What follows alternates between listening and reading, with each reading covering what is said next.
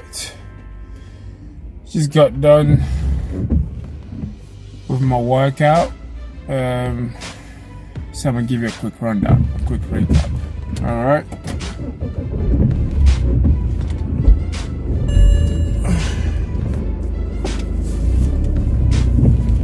Okay, so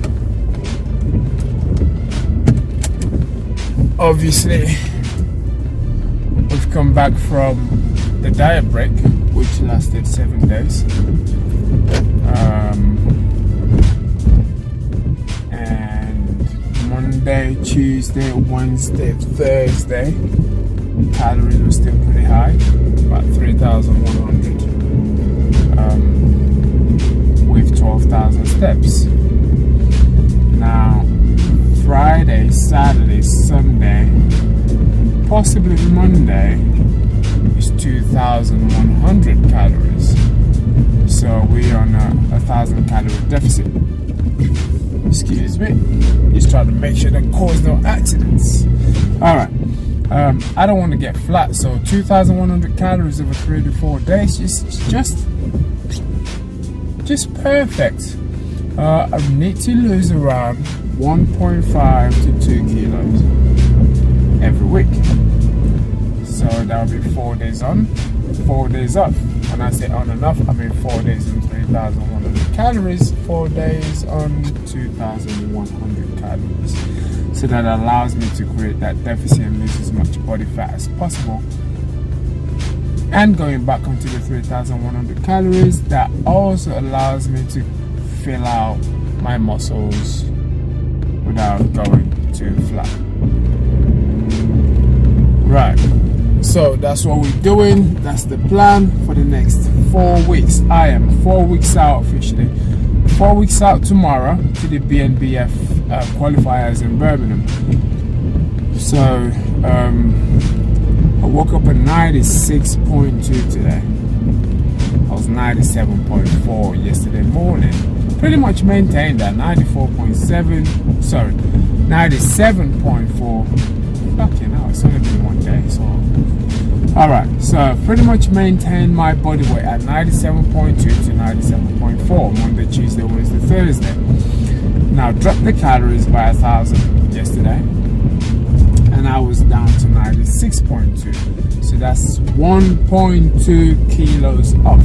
Now I'm not saying I've lost 1.2 kilo of body fat, because a lot of it will be water as well. Bear in mind, Monday to Thursday I've got over 400 grams of carbs.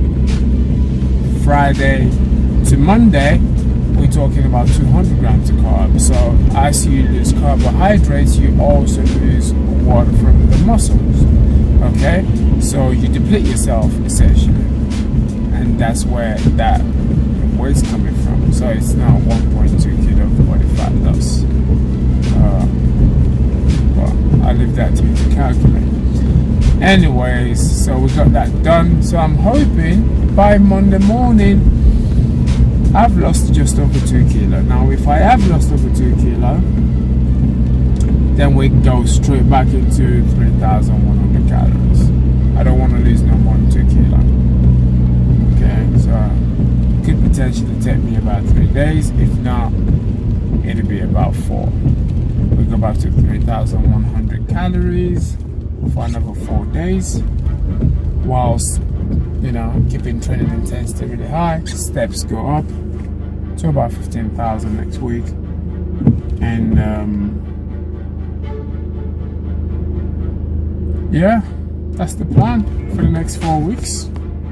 So I shouldn't be going no lower than 2,100 calories for the next 4 weeks to keep me nice and full. In the peak week, I'm not going to be doing anything crazy, because I would have done this for 4 weeks. My body should already know what it's doing. So it's essentially like almost like a peak week every week for 4 weeks. You know what I'm saying? Alright, fuck all that, let's talk about training. Okay, today I started with dumbbells. Now I haven't done dumbbells in ages, probably about 10 weeks. So I decided to start with dumbbells today, purely because when I came back from diet break, I was a little bit weaker. Now you might question and say, wait a minute, diet break, you had 7 days off, you had shitloads of calories, and you're weak. Yes, I was weak. Now, this is my reason behind it. See, when you consume so much calories, when you go from 1,600 calories to 3,100 calories, and go from 25,000 steps to less than 10,000 steps, guess what happens? Your body's now got, well, your body's got to focus on breaking down all this food that you're consuming without working out. Your body's got so much food coming in, and it's got to divert all these energy sources to breaking down those meals. So you don't really care if you want to do 140 kilo for 10 or you done it for 12 last week. No. Until your metabolism gets back to where it needs to be, matching up with your calories, your body's gonna be constantly working on breaking down food. And of course, that explains the lack of power, the lack of energy. Well, you've got the energy, but it explains the lack of power because it's got no energy for you to do those stupid amount of reps and heavy load that you want to do. But it probably will take about a week or two, then it settles. That's usually, what happens. Anyways, I started off with the dumbbells. I ain't done the 70 kilo dumbbells for ages. Now bear in mind, I've done this shit for about 15 reps before, so today it looks more like a struggle. So started off with that top set, 70 kilo. I've done that for, I believe, 2 sets. So first set, 8 reps. Second set, 9 reps. I know, I always, for some weird reason, always get stronger on my next set. I think it's probably because I know what's coming. Okay, we are home. Alright, I think it's probably because I know what's coming, so I kind of prepare myself mentally for that. So first set, 8 reps, second set, 9 reps. Then I moved on to the flat bench, which I did 140 kilo for 9 last week. The week before that, I did 140 for 12 reps. You probably have seen that video, but I done that for 12 reps. So I was missing 3 reps, essentially. But I figured, instead of trying again, I'm gonna do that as my second exercise after the dumbbells. So finished on the dumbbells, then went onto the flat bench, as you can see now. Went onto the flat, now walked up to 140 pause reps. So I was pretty much, pause, explode, for 5 reps. I probably could have, done 8 to 10 reps with that weight if I wasn't pausing. But the goal today wasn't for me to try and beat those reps. It was just more of just working out. So I did 3 sets of 5 pauses, and then I moved on to the hammer strength incline press for that top shelf. You know what I mean? Guys, if you want to build a bigger chest or top chest, or you got to focus a lot more on your incline work. So it's not all about the flat. Everyone comes in and it's the first exercise, with your ego and all that stuff. Oh, if I do this first and I do that first, then I wouldn't be able to bench as much. But that's not the goal. If your primary goal is to build a top chest, a really good top chest, you got to start with that shit, man. Do you know what I mean? You start with that. Don't just do the one exercise. So even if you do choose one exercise, make sure you're hitting it with at different angles, different machines, different rep ranges, different reps, different amount of sets. You know, you want to literally destroy your chest on that one machine before you move on. Sometimes I do about 6, 7, maybe even 8 sets on one machine before I move on, especially when it comes to squats or things like, you know, deadlifting, stuff like that. So I spend a lot of time on that one movement. So if your top chest is weak, focus on that. Don't come to the gym doing all kinds of flat bench when you need to do a top chest movement. So we've got shitloads of incline machines in the gym. Fucking use them. Alright. Anyways, after that we moved on to, I believe, upright rows. Oh no. I superset the incline arm strength top incline machine. I superset that with the lat pull down. Bear in mind, today is an upper body workout, so a full upper body workout. I did arms yesterday because, you know, my back was playing up. So I was supposed to train back yesterday. I was supposed to train chest yesterday. My back was playing up. It just felt weird, and you know, I done a lot of stretching and foam rolling. It wasn't going to be a good workout, so I made a call there.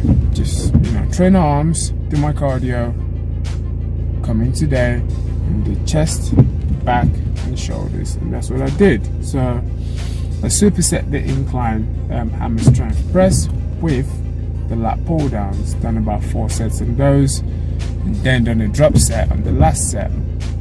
Moved on to upright rows, done about 4 sets on those, 4 sets of 15 to 20 reps. You know, really focusing on the squeeze and the contraction, not just bouncing off the weight and letting the weight drop, making sure you control the weight. I did about 4 or 5 sets on those. And then I moved on to some upper back movement, which you can see right now. Moved on to some upper back movement, and then I moved on to some close grip bends over row, my variation of. I really like this machine because, you know, I can just really focus on the squeeze at the top, as opposed to if I was using a barbell, and you know, especially when it gets heavy, you start to swing a lot. That's not what we want. We want a nice controlled movement, making sure you're not like super upright where you start hitting your traps instead of hitting your mid back. As you can see from this video, you know, making sure that you control the movement on the way down, explode on the way up, and squeeze those back. Okay, and I've done it top set, I believe 70 kilos on that. Now I probably could have done a lot more, but I was trying to be smart because again my back was playing up, so I didn't go crazy on that last one. Done about 70 kilo on that for about 10 to 12 reps, and that was it really. Then my boy came in, my boy Moss. Yeah, he came in after that last set. Then we did a little bit of checking with him. He's looking good, man. He's looking good, man. He's done really well for himself, man. I love when people follow the plan. You know, sometimes people come up to you and they look at you and they're like, oh man, I want to look like you. I want to do this, I want to do that, but they're not willing to do what it takes to get there.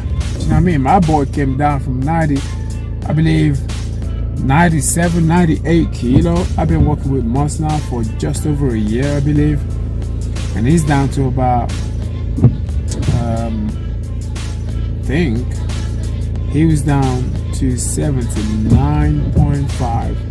We had a little diet break where we brought his calories back up, you know, back up to about, you know, good amount of food. and it went up to 80.8, I think. He woke up at 80.6 this morning. He's looking good. Abs are coming in. We just need to get that last bit off to make sure, you know, this waist comes in super tight. It is now, everybody's different. When you start to diet, and this kills me, man, when people talk about dieting and say, oh, I just want to lose my stomach. It's not possible. It's not possible to lose stomach body fat without losing everything else. Your body's got to work in proportion. Okay, so your body decides where it wants to take body fat from. You might start getting lean on the back and fat in the front. You might get lean in the front and fat in the back. Do you know what I mean? You got to lose all that shit to be really lean everywhere. So you can't just try to lose body fat. No matter how many fucking crunches you do every day, it's just not gonna happen, guys. It's not gonna happen. Don't fool yourself. Don't kid yourself. Don't look at all the. Don't start watching all these stupid YouTube videos that claim abs in 30 days. It's not possible. Okay, you gotta lose all that shit, man. Shout out to my boy Christian O'Toole. Fucking hell, my man put in the work over the last 9 weeks. He dropped 9 kilos. Man's got abs now. I saw him this morning, done a quick check-in with him. Fair play, man, fair play. I love when people, you know, just take the plan and just execute. Shout out to my man Zishan Mohammed as well. Fucking killed it. Do you know what I mean? I believe my man started around 96 kilo, 28.4% body fat. He's now 72.1 kilo the last time I checked in with him, at around 13% body fat. Fuck, I love working with guys like that, man. You know, they just take the plan, they fucking execute, and they get the job done. No excuses. I see these guys putting in the work day in, day out. Fuck, man. Yeah, and the ones that get the plan and fucking moan about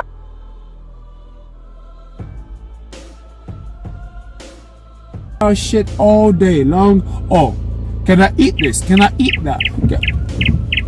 Can I have a... My man said I should be having a fucking cheat meal. Mate, you are 20%.